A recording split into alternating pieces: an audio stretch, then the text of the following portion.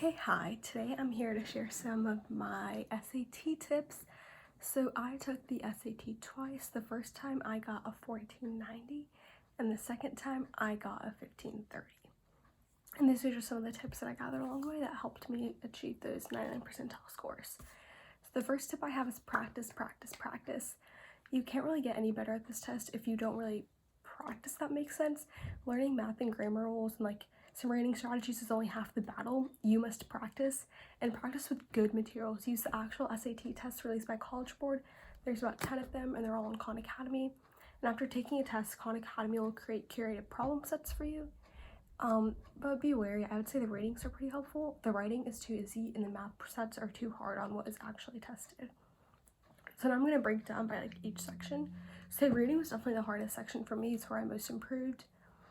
So if you can, I would buy the book Erica Meltzer Guide to SAT Reading. I'll link it down below.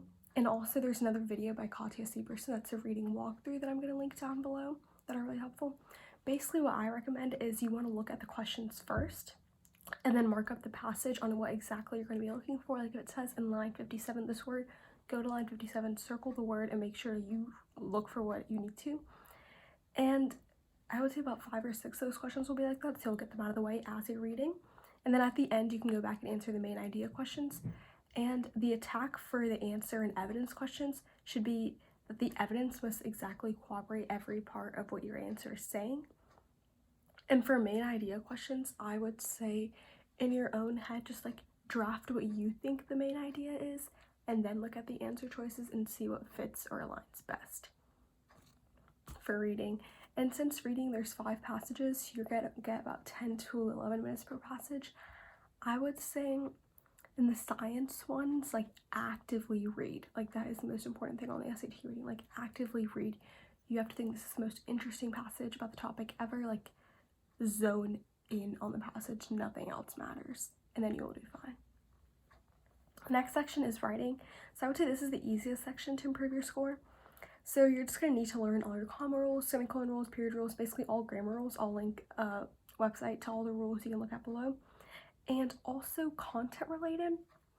There are going to be some questions where it's should we add the sentence? Should we delete it?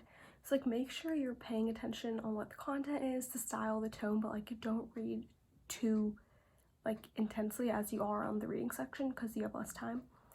And remember your transition words. I'm going to link a YouTube video down below to that. Basically, in transition words, if 3 of the transition words mean or indicate the same relationship, they're all wrong. The SAT is a test where it's decided that only one question can be 100% correct. And I got that one piece of advice from the Black Book. And on the content ones, again, you must read the passage, pay attention to the tone and the tense, and then don't pick the choice that's too informal or too clinical, because usually these passages that they're given in SAT are right in the middle.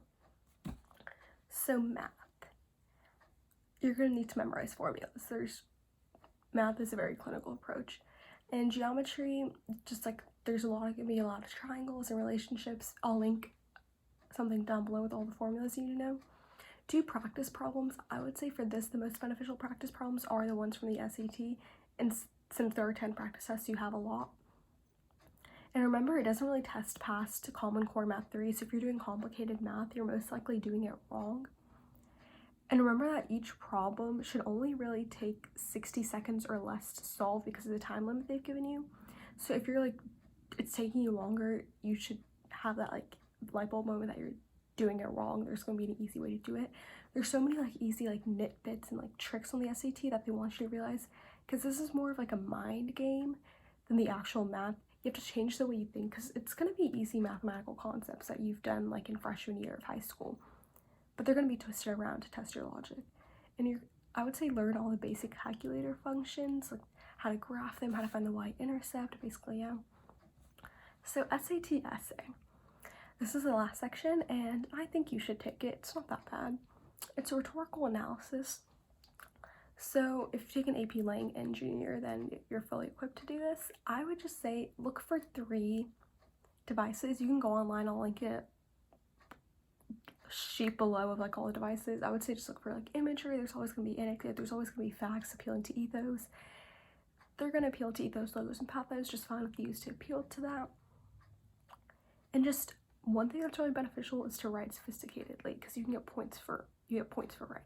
This is what I did. Even if, because my analysis is the 2 times 2, I always got a 6, but the writings I got 8s because I would just write using like big words, write using transition words, and like vary your sentence structure, have short sentences and long sentences, have an intro where you talk about like the context and like what's going on in the world, and have your conclusion like explore the overall significance of the issue, and then restate your thesis. And your thesis would just be author uses the devices 1, 2, 3 to convey her message, that whatever her message his or her message is.